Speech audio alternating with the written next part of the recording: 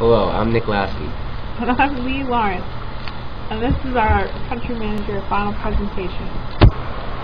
We began the simulation by entering Mexico. Even though Mexico wasn't rated the highest on our country attractiveness scale, there were numerous factors that drew us in.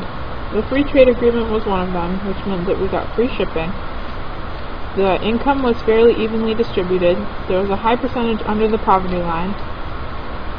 Mexico ended up being rated third on our country attractiveness scale, and also we wanted to enter the kids market, which was untouched in Mexico at the time.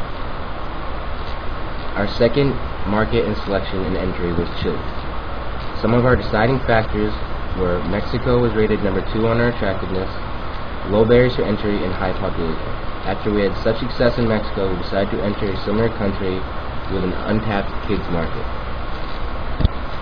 Our strategy for Mexico was to enter a market that was untapped in the hopes of being successful.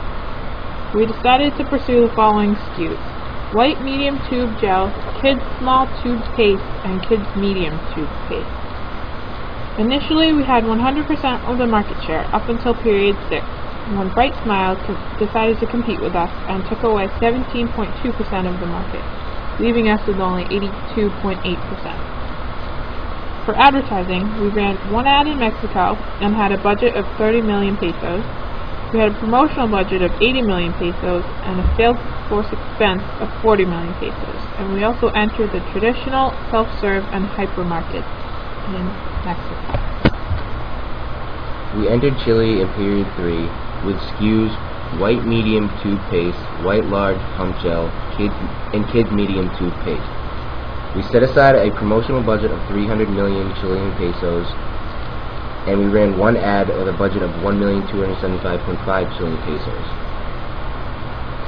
We entered the markets self-serve, traditional, and hyper, and from periods 3 to 5 we owned 100% of the kids market share. Until around period 6, Caregate came in and took 88.4% of our market. To follow that up in period 7, Caregate made another move, taking another 19%, leaving us with a lower but still majority of the market share at 72.6%. Initially, there was no competition, so we got a fast start. In period 1, we sold 37.3 million units in the hypermarket alone. And in period 2, we decided to add traditional and self-serve, which increased us to 37.8 million units. In period 3, we ended up selling 45.9 million units. In period 4, we sold 55.1 million units. Period 5, we increased again to 58.5 million units. In period 6, we sold 64.5 million units. And in period 7, we ended up selling 58.8 million units, which gave us an ending total of $972.4 million. We entered Chile in period 3 and entered the traditional, self-serve, and hypermarkets all at the same time. At the end of period 3, we sold 6.1 million units. At the end of period 4, we sold 7.6 million units. At the end of period 5, we sold 8.6 million units. At the end of period 6, we sold 8.8 million units. And at the end of period 7, we sold 9.2 million units. And then we ended with 6,271,500 Chilean pesos. And this shows that we had a steady increase the entire time. Our gross margin in Mexico went through some significant changes throughout the 7 periods. From 1 to 2, it was negative because we had a promotional budget and pricing problems. From periods 2 to 3, we lowered our promotional budget and we raised our prices, which had a huge impact, as you can see from the graph to the right. Throughout the next 3 periods, our gross margin was fairly stable until periods 6 and 7, when our competitor Bright Smile came in and took some of our market share, which ended up costing us in our gross margin. Our gross margin was like a roller coaster for Chile. We struggled with finding the right formula of promotion, pricing, and advertising. From period 3 to 4, we had almost a 10% decrease in GM due to the fact that we lowered our promotion and advertising, as well as our cost of goods sold went up 10%.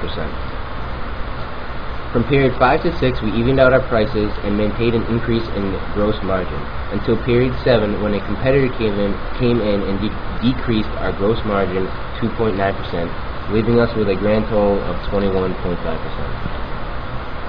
Our net contribution was negative from periods 1 to 2, as we were starting out our business. From periods 2 to 3, we had our largest jumps in net contribution, as you can see from the graph to the right. From period 3 to 6, our net contribution held steady, but in periods 6 and 7, we ended up having competition decrease our profits, which decreased our net contribution. The following are future suggestions for AllsmileCM. Enter an untapped market is profitable.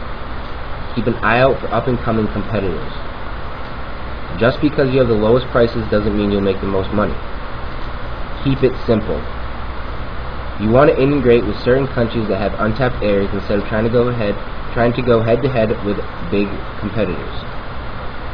If we were doing more periods, or if this was real life, to compete with opposing companies, we would have lowered our prices below the new competitor until their business struggled enough to where they would have to close. Then in turn, we would have our 100% market share again, and we could price our SKUs however we wanted. Bye, Bob. Bye. We had fun in your class.